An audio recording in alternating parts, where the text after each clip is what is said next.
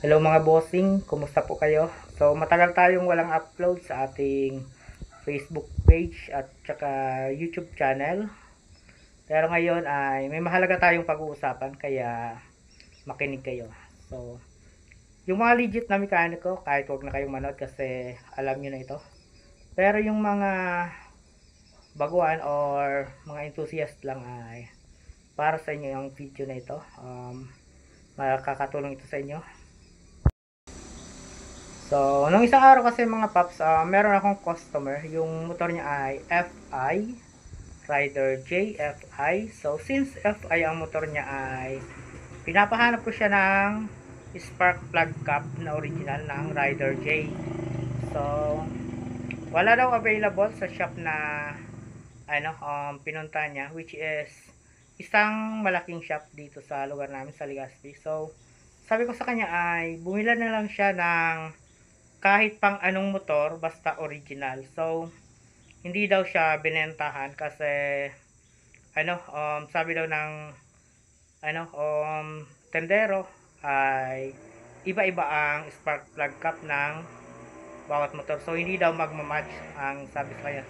Kaya hindi siya binentahan. Pero ang ending ay binentahan pa rin siya ng spark plug cap, which is pang MIUI 125 na replacement. So, bossing, kung sino ka man, di kita kilala or i-share ko lang sa iyo ang video nito kasi ang spark plug cap bossing, ang original at saka replacement, kahit anong motor, ay iba-iba lang ang shape niyan. Basta original, pare-pareho lang ang laman niyan. So, ang original ay mayroong resistor sa loob at saka ang replacement ay parang rekta lang. So, kumbaga, kadalasan ay bakal or conductor lang ang nasa loob niyan. So, ang original ay lahat may resistor. So, pinapabili ko yung may-ari ng spark plug cap kasi nga FI yung motor niya. So, masayala ng FI, which is dapat talaga sa kanya ay resistorized na spark plug cap. So, eto, may dalawa akong sample ng spark plug cap. Ipapakita ko sa iyo ang pagkakaiba. Meron tayong spark plug cap. So, eto, spark plug cap ito ng Barako, which is original pa siya. Then, eto ay spark plug cap din na, split fire. Aftermarket. So, set natin ang multimeter sa 20 ohms. So, ang original gaya ng sabi ko kanina mga paps ay meron siyang resistance na 5,000 ohms. So, yung mga dyan, electronics, paki-check na lang kung tama yung pagbasa ko ng kung 5,000 ohms ba kasi hindi ako electrical or electronics. So, ito medyo madumi kaya matagal maano niya or nahirapan lang ako kasi isang kamay gamit ko. Up. Wait, mahirap mag video kapag so ayan ayan yung reading niya, nasa 5,000. Nagbabago lang kasi nagagalaw ko, so hindi stable yung pagkaka-tap ko ng ng dalawang test probe.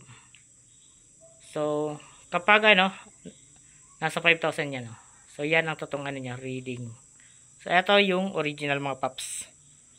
So original na spark plug. So kaya nang sabi ko, ito pang Barako. So yung ibang pang motor merong pag ganito ang shape, meron din ganito, meron din ganito. So iba-iba lang ang shape niya pero pare-paras ang laman niya. So ito aftermarket.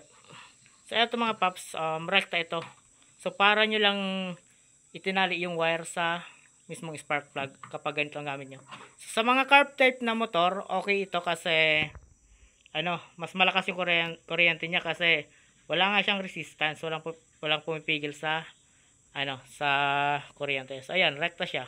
Kahit anong spark plug cap mga paps na aftermarket or replacement ay ganyan ang reading niya, 0-0 kasi rekta siya, walang resistance. So kahit buksan nyo ito, wala siyang resistance.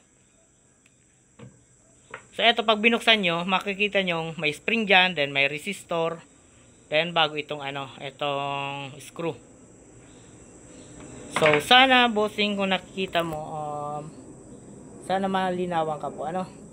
Hindi kita inaaway, so gusto ko lang mag-share ng ng knowledge, kasi syempre hindi ka rin naman mekaniko, kaya hindi mo alam yun. So nanghinayang lang akong hindi nakabili yung customer ko, kasi kailangan niya talaga ito. So yun lang, sana may naintindihan po kayo. Sana ay napaliwanagan ko kayo tungkol sa spark plug cap. So itong mga paps na rekta pala, itong aftermarket, okay siya sa mga carb type na motor. So hindi siya makakasira.